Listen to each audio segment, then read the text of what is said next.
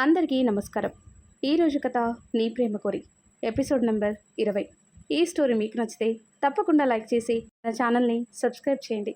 ఇక వివేక్ని షూట్ చేసి, ఇప్పుడు నువ్వు వాడిని కాపాడాలి అంటే నన్ను పెళ్లి చేసుకోవాలి అంటాడు శివాజీ.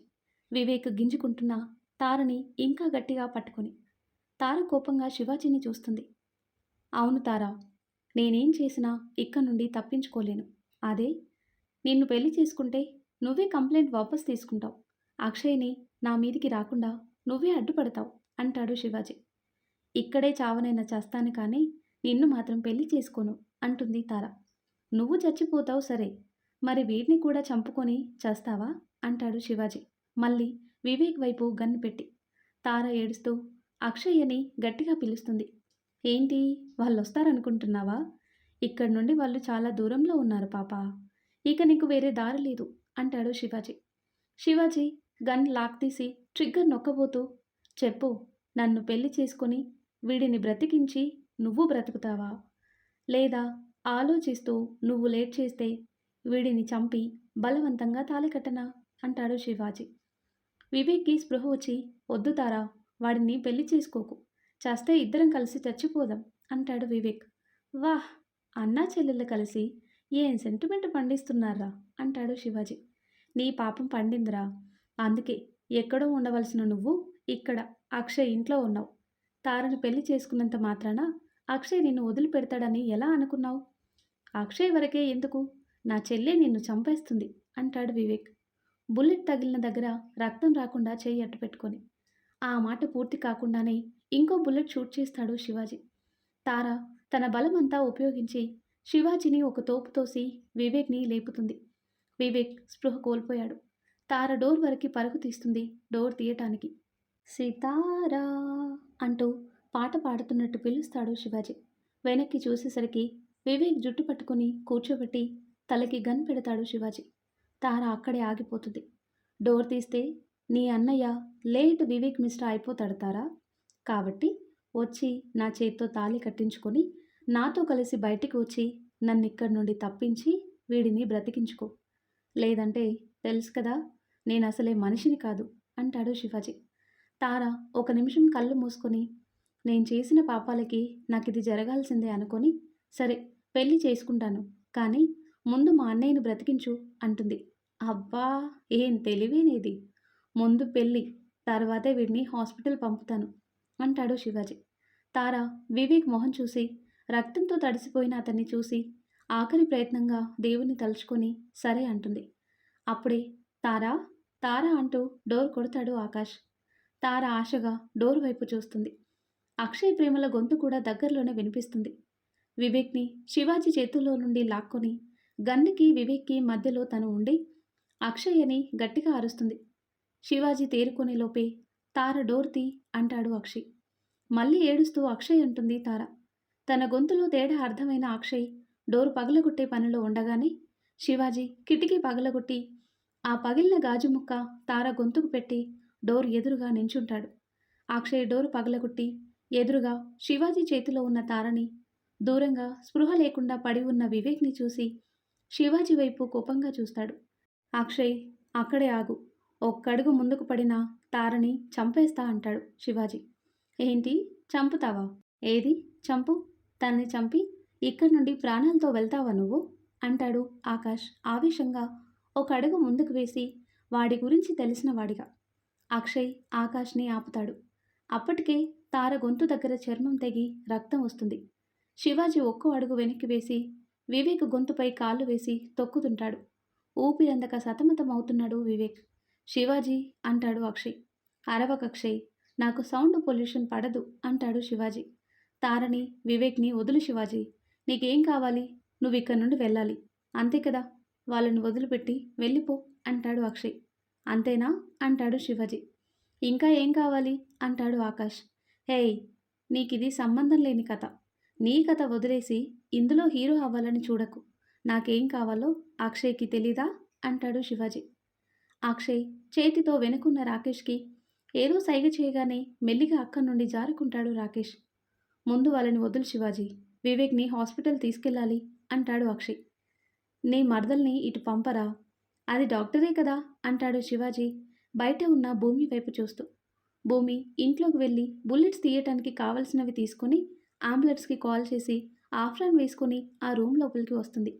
భూమి వద్దు అంటాడు ఆకాష్. మనిషి ప్రాణం పోతుంటే ఒక డాక్టర్గా చూస్తూ కాపాడకుండా ఉండలేను ఆకాష్, అది నా వృత్తికే అవమానం అంటుంది. వెళ్ళు భూమి అంటాడు అక్షయ్. భూమి వెళ్ళి శివాజీ కాలు వివేక్ గొంతుపై నుండి తీసి షర్ట్ కట్ చేస్తుంది. వివేక్ని వెనక్కి తిప్పగానే అక్కడ గన్ను కనిపిస్తుంది భూమికి. బ్లడ్ లాస్ ఎక్కువ ఉంది, హాస్పిటల్కి షిఫ్ట్ చేయాలంటుంది భూమి. శివాజీ ఆలోచించుకుంటూ 2 అడుగులు ముందుకు వేయగానే అప్పటి వరకు శివాజీకి కనపడకుండా దాచిన గన్ను చేతిలోకి తీసుకొని శివాజీ తలకి పెడుతుంది భూమి. ఏంటి షాక్ అయ్యావా? ఎక్కడ షూట్ చేస్తే వెంటనే చేస్తావో తెలిసే గన్ను పెట్టాను.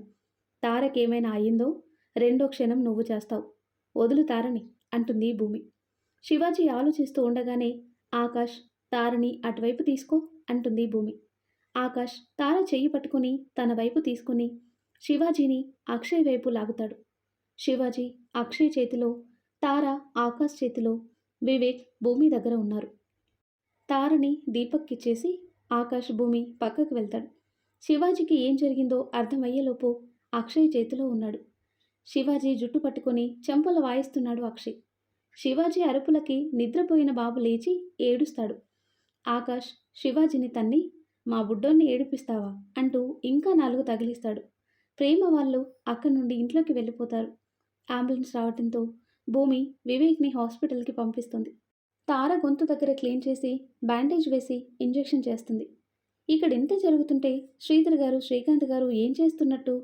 బోర్డు మెంబర్స్ని ఉంచారు కదా, మరి వారికి మర్యాదలు చేయొద్దా? శ్రీకాంత్ గారు మళ్ళీ మనకి ఒక అవకాశం ఇస్తే బాగుండు అంటాడు రాఘవన్. మన గురించి తెలుసు కూడా మళ్ళీ మనల్ని చేర్చుకుంటాడు అని నాకు అనిపించటం లేదు అంటాడు ఇంకో అతను. మీరు చూస్తూ ఉండండి, 4 తీయటి మాటలు మాట్లాడితే మళ్ళీ మనల్ని కంపెనీలో చేరనిస్తాడు అంటాడు రాఘవన్. అప్పుడే శ్రీకాంత్ గారు రావటంతో అందరూ లేచి నించుంటారు. కూర్చోండి అంటారు ఆయన చైర్లో కూర్చుంటూ. అందరూ కూర్చున్నాక రాఘవన్ నించోని, మమ్మల్ని క్షమించండి శ్రీకాంత్ గారు, ఇన్ని రోజులు ఆ వివేక్ మాటలు నమ్మి మీకు ద్రోహం చేయబోయాం. ఇక నుండి అలా జరగదు. ఈ ఒక్కసారి మమ్మల్ని క్షమించండి, ఒక అవకాశం ఇవ్వండి, తక్కువ ఇంట్రెస్ట్కి ఈసారి ఇన్వెస్ట్ చేస్తాం అంటాడు. శ్రీకాంత్ గారు ఒక విరక్తి నవ్వు నవ్వి, పాముకి పాలు పోసాను ఇన్ని రోజులు, అది కూరలు చూపించాక కూడా మళ్ళీ నమ్మి అదే తప్పు చేయమంటారా అంటారు. అది కాదు శ్రీకాంత్ గారు అని ఏదో చెప్పేలోపే, మిమ్మల్ని ఇక్కడ ఉండమని చెప్పింది మిమ్మల్ని బిజినెస్లో కలపటానికి కాదు అంటారు. మరి అంటారు రాఘవన్ గారు అందరి తరఫున. జీవన్ అని పిలుస్తారు శ్రీకాంత్ గారు. జీవన్ లోపలికి వచ్చి నించుంటాడు. శ్రీకాంత్ గారు జీవన్ వైపు చూసి, చెప్పు జీవన్, ఇందులో ఎంతమంది జైలు గోడలు చూస్తారు అంటాడు. మేమేం చేశాం సార్ అంటారు వాళ్ళు. జీవన్ వారి వైపు చూసి, శ్యామ్ గారు మీరు ఇటువైపు రండి అంటాడు. శ్యామ్ శ్రీకాంత్ గారి వైపు రాగానే, వీళ్ళందరూ జైలుకి వెళ్ళేవాళ్ళే సార్ అంటాడు జీవన్. ఎందుకు అంటారు రాఘవన్ గొంతు పెంచి. కంపెనీలో ఫైర్ యాక్సిడెంట్ ప్లాన్కి సంబంధించిన ప్రూఫ్స్, శివాజీతో కలిసి శ్రీకాంత్ గారి మీద అటాక్ చేయాలి అనుకున్న సంభాషణకి సంబంధించిన వీడియో వారి ముందు ప్లే చేసి ఎందుకు అంటాడు జీవన్. అందరూ గుటకలు మింగుతారు. అందరూ శ్యామ్ వైపు చూస్తారు. చెడు వైపు 10 మంది ఉంటే మంచి వైపు ఒకరుండకూడదా అంటారు శ్రీధర్ గారు వారి చూపులు గమనించి. సార్ క్షమించండి, ఇలాంటి పొరపాటు మళ్ళీ జరగదు, ఫ్యామిలీ ఉన్నవాళ్ళం అంటారు వాళ్ళు. కంపెనీలో ఆ రోజు ఫైర్ యాక్సిడెంట్ జరిగి ఉంటే ఎంత ప్రాణ నష్టం జరిగేది, వాళ్ళు కూడా ఫ్యామిలీ ఉన్నవారే కదా అంటారు శ్రీకాంత్ గారు గంభీరంగా. అందరూ తల వంచుకొని కూర్చున్నారు. ఏంటి రాఘవన్ గారు సైలెంట్ అయ్యారు, ఇప్పటి వరకు చిటపటలాడారు అంటాడు జీవన్. ఇవి కోర్టుకి సబ్మిట్ చేస్తే ఏమవుతుందో తెలుసా అంటాడు జీవన్. అందరూ శ్రీకాంత్ గారి వైపు క్షమించండి అన్నట్టు చూస్తారు. ఆయన జీవన్కి సైగ చేయగానే, ఈసారికి శ్రీకాంత్ గారి మాట మీద వదిలేస్తున్నాం, ఇలాంటివి మళ్ళీ ఎక్కడ జరిగినా ఇది కూడా బయటకు వస్తుంది, ఇక మిమ్మల్ని జైల్ కోర్టు అని కూడా తిప్పను, కార్మికుల దగ్గర వదిలి మేము వెనక్కి జరుగుతాం అంటాడు జీవన్. చావు తప్పి కన్ను లొట్టపోయినంత పనైంది అందరికీ. సిగ్గుతో తల వంచుకొని వెళ్ళిపోయారు. ఆ తర్వాత కట్ చేస్తే శివాజీని చైర్కి కట్టేసి కొడుతున్నాడు అక్షయ్. నీకు నా ప్రేమ కావాలా? ఇప్పుడు తార కావాల్సి వచ్చిందా? ఒకసారి నీ విషయంలో అజాగ్రత్తగా ఉండి నా వాళ్ళకి 2 సంవత్సరాలు దూరమయ్యాను. అలాంటిది మళ్ళీ అలా ఎలా ఉంటాననుకున్నావురా? అంటూ చావ బాదుతాడు. ఇంతలో జీవన్ వచ్చి, సార్ వీడినేం చేయమంటారు? అంటాడు. అరెస్ట్ చేసి జైలుకి, కోర్టుకి తిప్పటం దండగ జీవన్. వీడిని అంటాడు అక్షయ్. శివాజీ వాళ్ళ వైపు చూసి, వద్దు అక్షయ్, నన్నొదిలే, మళ్ళీ మీ జోలికి రాను అంటాడు. ఇందాక నీ చేతిలో తార ఉన్నప్పుడు నేను కూడా ఇలాగే అడిగినట్టు గుర్తుంది. నువ్వు వదిలావు కదా అంటాడు అక్షయ్ వేళ్ళు విరుస్తూ. అక్షయ్ ప్లీజ్, నన్ను చంపితే రానా నిన్ను వదిలిపెట్టాడు అంటాడు శివాజీ. ఈ కథలో వాడినెందుకు ఇన్వాల్వ్ చేస్తావు? వాడిని నా తమ్ముడు వాడి కథలో చూసుకుంటాడులే. ఇప్పుడు నీ గురించి ఆలోచించుకో అంటాడు అక్షయ్. నన్ను చంపితే బయట మీడియా ఉంది అంటాడు శివాజీ ఆఖరి ప్రయత్నంగా. రాకేష్ నవ్వి చప్పట్లు కొడుతూ, ఇంత తెలివి తక్కువ వెదవి నువ్వే. అంత ఆలోచిస్తే ఇక అక్షయ్ ఎంత ఆలోచించుంటాడు అంటాడు. భూమి చేతిలో ఉన్న గన్ను పెట్టి, మీ నాన్నగారిని నీకు దూరం చేసినవాడు నీ కళ్ళ ముందున్నాడు. ఏం చేస్తావు భూమి? నీ కన్నిటికి బాకీ తీర్చుకో అంటాడు అక్షయ్. నో అక్షయ్ అంటాడు శివాజీ గట్టిగా ప్రాణభయంతో. భూమి ఆకాష్ వైపు చూస్తుంది. ఆకాష్ కళ్ళు ఆర్పుతూ చంపేయని చెప్తాడు. భూమి గన్ను పట్టుకుని శివాజీ వైపు చూస్తుంది. కళ్ళలో నీళ్లతో వాళ్ళ నాన్నతో తనకున్న జ్ఞాపకాలు నెమరు వేసుకుంటుంది. అతని పెంపకం ఒక ప్రాణాన్ని తీయటం నేర్పలేదు కాబోలు. గన్ను దించేసి, నా వల్ల కాదు బావా అంటుంది అక్షయ్ వైపు చూసి. ఆకాష్ భూమిని హక్ చేసుకోగానే చేతిలోని గన్ వదిలేస్తుంది. కింద పడిన గన్ అందుకొని పాయింట్ బ్లాక్లో పెడుతుంది తార. శివాజీ గింజుకుంటూ ఉంటాడు. కన్నీరు జారుతున్న కళ్ళు మూసుకొని గట్టిగా శ్వాస తీసుకొని శివాజీని షూట్ చేస్తుంది తార. అక్కడే చైర్ దగ్గర కింద కూర్చొని చనిపోయిన శివాజీని కొడుతూ ఏడుస్తుంది. ఊహించని ఆ పరిణామానికి అందరూ షాక్ అయి తార వైపు చూస్తారు. ఏడుస్తున్న తార భుజంపై చెయ్యి వేసి పక్కనే కూర్చుంటుంది భూమి. భూమిని హక్ చేసుకొని, మీకు హాని చేసిన వాడిని కూడా మీరు చంపలేరు భూమి, కానీ చిన్నప్పటి నుండి కలిసి పెరిగిన నేను మాత్రం ఇంత ఈజీగా చంపేశాను చూసావా అంటుంది తార. అందరూ సైలెంట్గా ఉండేసరికి కాసేపటికి ఏడుపు ఆపేసి, జీవన్ దగ్గరికి వెళ్ళి కేసు ఫైల్ చేయండి, నేను లొంగిపోతాను అంటుంది. ఆయన నవ్వి, సెల్ఫ్ డిఫెన్స్ కింద నోట్ చేస్తా, అది క్రైమ్ కాదు అంటాడు. తార ఆయనకి చేతులు జోడిస్తుంది. అక్షయ్ దీపక్ని చూడగానే దీపక్ తార భుజం చుట్టూ చేతులు వేసి, విల్ యు మ్యారీ మీ అంటాడు. తార షాక్ అయ్యి దీపక్ని చూస్తుంది. కాలేజ్లో నిన్ను చూడగానే చెప్పాలి అనుకున్నాను కానీ అవకాశం రాలేదు. నీకు ఇష్టం ఉంటేనే, ఇందులో బలవంతం ఏం లేదు అంటాడు. అప్పటికే అందరూ బయటికి వెళ్ళిపోతారు. తార దీపక్ చేతిలో చెయ్యి వేస్తుంది. దీపక్ తారని హక్ చేసుకుంటాడు. బయట నుండి అందరూ వాళ్ళని నవ్వుతూ చూస్తారు. దీపక్ తార ఒకటవటంతో అందరూ హ్యాపీ అవుతారు. అక్షయ్, ఆకాష్, రాకేష్, దీపక్, తారలు శ్రీకాంత్ శ్రీధర్ గారితో కలిసి హాస్పిటల్కి వెళ్తారు. అప్పటికే బుల్లెట్స్ తీసి ట్రీట్మెంట్ చేస్తూ ఉంటారు డాక్టర్. ఆయన బయటకు వచ్చి, ప్రాబ్లం ఏం లేదు, కానీ బుల్లెట్స్ కొంచెం లోతుగా దిగటం వల్ల బ్లడ్ లాస్ ఎక్కువ ఉంది, 2-3 రోజుల్లో ఇంటికి తీసుకెళ్లొచ్చు అంటారు. తార బాధగా వివేక్ వైపు చూస్తుంది. దీపక్ తార భుజంపై చేయి వేసి, బాధపడకు అని ఓదార్పు చెప్తాడు. తారకి తోడుగా దీపక్, ఆకాష్లు అక్కడే ఉంటారు. అక్కడి నుండి ఇంటికి వెళ్ళి ప్రియాని తీసుకుని రాకేష్ వెళ్ళిపోతాడు. వివేక్ ఎలా ఉంది అని అడుగుతుంది ప్రేమ. బాగానే ఉన్నాడు అంటూ డాక్టర్ చెప్పిన మాటలు చెప్తాడు అక్షయ్ ప్రేమకి. తర్వాత 3 రోజులకి వివేక్ని డిశ్చార్జ్ చేస్తారు. అదే రోజు నైట్ దీపక్ పారిస్ వెళ్లాల్సి ఉంది. వివేక్ తారలని ఇంటి దగ్గర డ్రాప్ చేస్తారు ఆకాష్, దీపక్లు. తార నుదుట ముద్దు పెట్టి, ఈసారి వచ్చినప్పుడు తనతో తీసుకెళ్తాను అని చెప్తాడు దీపక్. తార కూడా సరే అంటుంది బాధగా. తారని హక్ చేసుకుని వివేక్కి చెప్పి దీపక్ ఆకాష్తో కలిసి వెళ్ళిపోతాడు. హాస్పిటల్లో ఉండగానే వీళ్ళ విషయం వివేక్కి చెప్తారు. వివేక్కి కూడా ఏ అభ్యంతరం లేదు అంటాడు. ఇక తాతల విషయానికి వస్తే, ఒక్క నిమిషం కూడా మనవడికి దూరంగా ఉండటం లేదు ఇద్దరు. వాళ్ళని చూసి, ఏమండి, మనవడి దగ్గరే ఉండిపోతారా, ఇంటికి వెళ్ళొద్దా అంటుంది దేవకి. మనవన్ని వదిలి వెళ్ళటం ఇష్టం లేకపోయినా కూతురు అత్తవారింట్లో ఉండటం మర్యాద కాదు అని ఎలాగైనా రోజొచ్చి చూడొచ్చు అనుకొని వెళ్ళటానికి సిద్ధమవుతారు శ్రీధర్ గారు. బావా, భూమిని మాతో పాటు తీసుకెళ్తాం అంటారు శ్రీధర్ గారు శ్రీకాంత్ గారితో.